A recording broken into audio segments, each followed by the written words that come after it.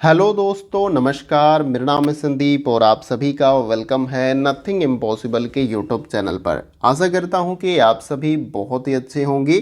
और आज की इस वीडियो में हम लोग यूजीसी नेट फर्स्ट पेपर में एग्जाम 2022 और 23 के पॉइंट ऑफ व्यू से शिक्षण अभिवृत्ति वाले यूनिट से, जिसको इंग्लिश में टीचिंग एप्टीट्यूड भी कहा जाता है, तो इसके अंतर्गत आज के इस वीडियो में हम लोग आईसीटी आधारित जो शिक्षण प्रणाली है टीचिंग एप्टीट्यूड में, उसको हम जानने का प्रयास करेंगे। आईसीटी का फुल फॉर्म आप सभी को पता है, इंफॉर्मेशन एंड कम्युनिकेशन टेक्नोलॉजी होता है और हिंदी में इसको सूचना और संचार प्रौद्योगिकी भी कहा जाता है। तो पेपर 1 में आपको आईसीटी का एक पूरा यूनिट भी मिलेगा और उस यूनिट को भी मैं आपको बहुत ही डिटेल में कंप्लीट कराऊंगा। लेकिन आज के इस वीडियो में हम जानने का प्रयास करेंगे आईसीटी आधारित जो शिक्षण प्रणाली है उसको। तो चलिए फ्रेंड, वीडियो को स्टार्ट करते हैं। इस स्लाइड में हम पॉइंट टू पॉइंट आईसीटी आधारित जो शिक्षण प्रणाली है उसको जानने का प्रयास करेंगे। तो देखिए, यहाँ पर सबसे पहले पॉइंट में मैंने आपको क्या बताया यहाँ पर कि सूचना एवं संचार प्रौद्योगिकी एक व्यापक क्षेत्र है जिसमें सूचना के संचार के लिए सभी प्रकार की प्रौद्योगिकी समाहित होती है। अब देखिए, मैं यहाँ पर आईसीटी के बारे में आपको बहुत ही अच्छे तरीके से अब बहुत ही डिटेल में समझा देता हूँ, आपको क्लियर हो जाएगा। यहाँ पर एक आई का मतलब इन्फॉर्मेशन है, इन्फॉर्मेशन का मतलब जानकारी होता है, और सी से जो कि कम्युनिकेशन इंग्लिश में बोला जाता है इसको, तो कम्युनिकेशन का मतलब जो आपका बातचीत हो या माध्यम जिसके द्वारा जो इन्फॉर्मेशन को आप दूसरे व्यक्ति तक पहुँचाते हैं। फिर टी से आपका जो होता है वो है टेक्नोलॉजी, यानी किस तकनीक या टेक्नोलॉजी का आप इस्तेमाल कर रहे हैं जानकारियों को एक स्थान से दूसरे स्थान तक या एक व्यक्ति से दूसरे व्यक्ति तक पहुंचाने के लिए। तो उसमें मोबाइल फ़ोन है, कंप्यूटर है, तमाम तरह की तकनीक आपको देखने को, इंटरनेट आपको मिल जाएगी। तो आई होप कि ये आईसीटी आपको अच्छे तरीके से क्लियर हो रहा है, यानी कि जो हमारे पास जानकारी है उसको हम किस प्रकार से दूसरे व्यक्ति तक तकनीक के माध्यम से पहुंचा सकते हैं, वही हम इसमें जानने वाले हैं। तो इसका मतलब पूरा यही डिटेल है, ये आपको समझ लेना है और आई होप कि आपको क्लियर भी हो गया होगा। तो इसमें मैंने यही बताया कि सूचना एवं संचार प्रौद्योगिकी एक व्यापक क्षेत्र है, आप सभी को बताया बहुत ब्रॉड क्षेत्र है। इसमें हर एक सेक्टर में इसका इस्तेमाल होता है, चाहे आपकी प्रशासनिक इकाई हो, चाहे एजुकेशन सिस्टम हो गया आपका, चाहे हेल्थ सिस्टम हो गया, वहाँ पर आईसीटी का इस्तेमाल आपको देखने को मिल जाता है। इसके बाद से दूसरे पॉइंट पे मैंने बताया कि ICT radio, television, cellphone, computer आदि के अनुप्रयोग से सूचना प्रसारण करता है। यानी आईसीटी में किस प्रकार से जो है, जो इन्फॉर्मेशन है, जो जानकारी है, वो आगे प्रसारित की जाती है, उसको आगे बढ़ाया जाता है। तो उसमें रेडियो है आपका, टेलीविज़न हो गया, जो मोबाइल फ़ोन आप इस्तेमाल करते हैं उसके माध्यम से हो गया, इसके साथ साथ कंप्यूटर हो गया। तो इनके प्रयोग के द्वारा ही ये जो जानकारी है या इन्फॉर्मेशन है उसको हम आगे बढ़ाने का काम करते हैं। इसके बाद से यहाँ पर नेक्स्ट पॉइंट में मैंने बताया कि यह उच्च शिक्षा में शैक्षिक अवसरों को विस्तृत करने, उच्च शिक्षा के क्षेत्र में उल्लेखनीय विकास एवं शिक्षा की गुणवत्ता बढ़ाने के लिए महत्वपूर्ण साधन है। यानी कि आईसीटी आपका क्या है, उच्च शिक्षा के क्षेत्र में शिक्षा की क्वालिटी या गुणवत्ता को बढ़ाने के लिए एक महत्वपूर्ण साधन के रूप में देखा जाता है। अब कैसे, इसके बारे में भी मैं एक्सप्लेन कर देता हूं। जैसे पहले के टाइम में आप देखते जब तकनीक का बहुत ज़्यादा डेवलपमेंट या विकास नहीं हुआ था, तो वहाँ पर जो शिक्षक पढ़ाता था तो उसको आप पढ़ लेते थे, उसका जो भी पढ़ाने का तरीका है अगर आपको पसंद भी नहीं है तो उस तरीके से आप पढ़ते थे, चाहे समझ में आए या नहीं है। लेकिन आजकल ऑनलाइन अगर आपको कोई भी कॉन्सेप्ट समझ में नहीं आता तो आप यूट्यूब पर जाते हैं, आप अपने समझने योग्य जो टीचर आपको समझाने में पूरी तरीके से सक्षम होता है उस तरह के टीचर का आप चुनाव करने का आपको ऑप्शन मिल जाता है यूट्यूब पे। जो टीचर से आपको अच्छा समझ में आता है उससे आप पढ़ सकते हैं। तो ये आपको पहले जब तकनीक का विकास नहीं हुआ था उस समय देखने को नहीं मिला, लेकिन वर्तमान समय में आपको ये देखने को मिलता है। यानी कि जब कंपटीशन होगा तो क्वालिटी आपको मिलेगी, यानी 10 टीचर पढ़ाने वाले एक टॉपिक को मिलेंगे तो वहाँ पर 1-2 टीचर आपको क्वालिटीफुल मिल जाएंगे जो आपको समझाने में पूरी तरीके से समर्थ होंगे। आई होप कि ये भी क्लियर हो रहा होगा। इसके बाद से मैंने यहाँ पर नेक्स्ट पॉइंट में यहाँ पर बताया कि आईसीटी से दूरवर्ती स्थानों में शिक्षा गुणवत्ता जो है बढ़ाई जा सकती है। यानी कि अब देखिए, इससे मेन फ़ायदा तो ये हुआ कि उन क्षेत्रों में जहाँ पर टीचर जो है उपलब्ध नहीं है वहाँ पर भी जो है शिक्षा को, वो भी क्वालिटी एजुकेशन को पहुंचाया जा सकता है। जैसे कि दिल्ली में कोई यूनिवर्सिटी में प्रोफेसर है, उसकी क्वालिटी बहुत ही अच्छी है, लेकिन वो प्रोफेसर जो है कोई दूरस्थ जो क्षेत्र है, ग्रामीण क्षेत्र है, वहाँ पर अगर कोई कॉलेज है तो उपलब्ध नहीं है। लेकिन आईसीटी के माध्यम से, इंफॉर्मेशन एंड कम्युनिकेशन टेक्नोलॉजी के माध्यम से जो है वो शिक्षा उस क्षेत्र में, जो दूरस्थ क्षेत्र है, वहाँ पर पहुँचा सकता है। तो ये एक भी इम्पॉर्टेंट यहाँ पर पॉइंट्स है, ये भी आपको याद रखना है। तो इस प्रकार से जो है यहाँ पर शिक्षण में आईसीटी से बहुत ज़्यादा हेल्प मिलती है। आईसीटी एक महत्वपूर्ण साधन है, ये आपको याद रखना है। आई होप कि स्लाइड में जो भी मैंने इन्फॉर्मेशन आपको बताया वो अच्छे तरीके से क्लियर हो गया होगा। नहीं समझ में आया तो आप कमेंट बॉक्स में मुझे बताइएगा, मैं वहां पर भी क्लियर करने का प्रयास करूंगा। आइए अगली स्लाइड को देखते हैं। इसमें जो है यहाँ पर पॉइंट में मैंने बताया है कि यह छात्रों के प्रदर्शन, नियुक्ति, वेबसाइट एनालिटिक्स और ब्रांड की ऑडिट के लिए सोशल मीडिया मैट्रिक्स के विश्लेषण के प्रयोग में सहायक आपका होता है आईसीटी। तो यहाँ पर जो है आईसीटी के माध्यम से छात्रों के प्रदर्शन के बारे में भी आप पूरी तरीके से यहाँ पर उसका एनालिसिस कर सकते हैं, और इसके साथ साथ एनालिटिक यानी कि पूरा विवरण क्या कुछ कैसे चल रहा है वो भी आपको आईसीटी के माध्यम से पता चल जाता है। और इसके बाद से जो नेक्स्ट पॉइंट मैंने यहाँ पर बताया कि आईसीटी जो है या यह उपग्रह और अन्य माध्यमों के द्वारा पाठ्यक्रम वितरण के साथ दूरस्थ शिक्षा सुविधाजनक बनाने में सहायक है। यानी कि आईसीटी पूरी तरीके से कैसे काम करती है, यहाँ पर ये सैटेलाइट के द्वारा काम करती है। सैटेलाइट के द्वारा ही जो है यहाँ पर आपको नेटवर्क प्रोवाइड होता है। जब नेटवर्क होता है तभी जो है आप इंटरनेट एक्सेस कर पाते हैं, इंटरनेट चलाते हैं, फिर इन्फॉर्मेशन को भी एक्सेस कर पाते हैं, वीडियो देख पाते हैं। तो यहाँ पर ये उपग्रह यानी कि सैटेलाइट काफ़ी इंपॉर्टेंट है आपको यहाँ पर इंफॉर्मेशन को एक स्थान से दूसरे स्थान तक पहुँचाने में। जब नेटवर्क होगा तभी आप इंफॉर्मेशन को एक स्थान से दूसरे स्थान तक भेज भी सकते हैं, और इसके साथ साथ कोई भी इंफॉर्मेशन एक्सेस कर सकते हैं, वीडियो देख सकते हैं।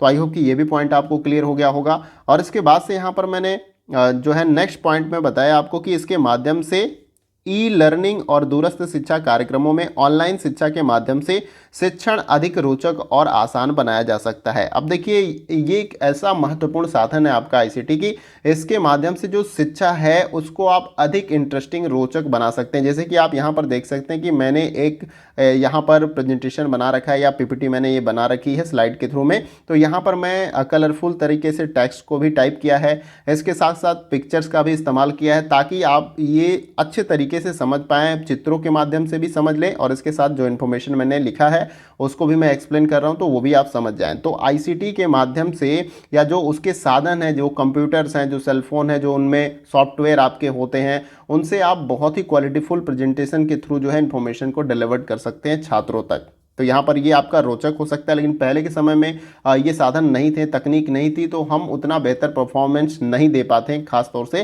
जब क्लास में होते थे। तो यहाँ पर आपके पास बहुत सारी तकनीक है, साधन है, इससे जो है आप जो शिक्षण को है अधिक रोचक और आसान बना सकते हैं। और इसके साथ साथ दूरस्थ इलाकों में भी जो है ऑनलाइन माध्यम से आप एजुकेशन को पहुंचा सकते हैं। ये भी आपको पता है, आप गांव में बैठे हैं तो भी आप ऑनलाइन पढ़ सकते थे, लेकिन पहले ऐसा तो होता नहीं था। आप अपने कंफर्ट के अनुसार, आपको रात के 2 बजे पढ़ना है तो भी पढ़ सकते हैं। ऑनलाइन क्लास नहीं हो सकती है लेकिन रिकॉर्डेड क्लास आपको मिल सकती है। लेकिन पहले जब तकनीक का विकास नहीं था तो उस समय ऐसा करना संभव नहीं था। देखिए यहाँ पर नेक्स्ट पॉइंट में बताया कि इसके माध्यम से शिक्षण को इंटरनेट तथा वर्ल्ड वाइड वेब के माध्यम से शिक्षार्थी तक पहुंचाने में मदद मिलती है। तो यहाँ पर देखिए इंटरनेट काफ़ी इंपॉर्टेंट है। इंटरनेट के माध्यम से ही इन्फॉर्मेशन को आप एक्सेस कर पाते हैं। यानी आप में इंटरनेट पैक नहीं होता है किसी भी कंपनी का तो आप जो है कोई भी इन्फॉर्मेशन को एक्सेस नहीं कर पाते हैं। इंटरनेट पर आप किसी वेबसाइट पर जाकर जो है इन्फॉर्मेशन नहीं देख सकते, कोई वीडियो नहीं देख सकते। तो यहाँ पर इंटरनेट काफ़ी इंपॉर्टेंट है। और इसके साथ से जो आपका WW ये होता है, WW यानी कि वर्ल्ड वाइड वेब के माध्यम से जो है शिक्षार्थी तक जो है ये सारी इन्फॉर्मेशन, ये सारा कुछ तथ्य जो है पहुंचाने का काम होता है। तो आई होप कि ये भी आपको अच्छे तरीके से क्लियर हो गया। तो आपको बहुत ही अच्छे तरीके से समझ में आ रहा होगा कि किस प्रकार से आईसीटी के माध्यम से शिक्षा यहाँ पर दूरस्थ क्षेत्रों में आसान तरीके से छात्रों तक पहुँचाया जाता है, और इंटरेस्टिंग भी पूरी तरीके से इसको बनाया जाता है। तो इस स्लाइड में जो कुछ भी मैंने आपको बताया वो आपको अच्छे से क्लियर हुआ होगा। आइए अगली स्लाइड को देखते हैं।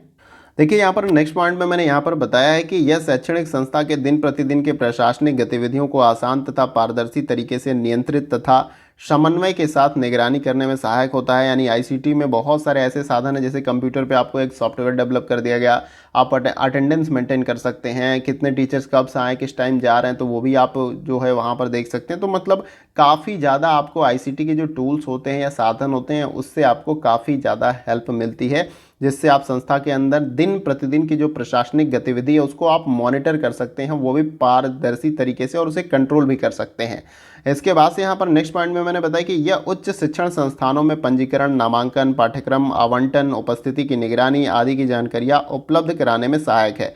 यानी कि आजकल आप सब देखते हैं कि सब जितने भी संस्थान हैं या यूनिवर्सिटीज़ हैं या कॉलेज हैं उनकी अपनी वेबसाइट है। वेबसाइट पे आप जो है आप पंजीकरण कर सकते हैं, नामांकन कर सकते हैं, पाठ्यक्रम सिलेबस को भी देख सकते हैं। तो ये सब संभव है आपका आईसीटी के माध्यम से। आईसीटी के जो साधन हैं, कंप्यूटर हैं, मोबाइल फ़ोन्स हैं, आपके टेलीविजन्स हैं, रेडियो है, इस प्रकार से इंटरनेट है आपका, तो इसी के माध्यम से ये सारा कुछ संभव है। अगर ये नहीं रहता तो ये आपका संभव नहीं हो पाता। तो आई होप कि ये आपको अच्छे तरीके से क्लियर हो गया। आईसीटी के द्वारा शिक्षण कैसे होता है ये आपको क्लियर हो गया होगा।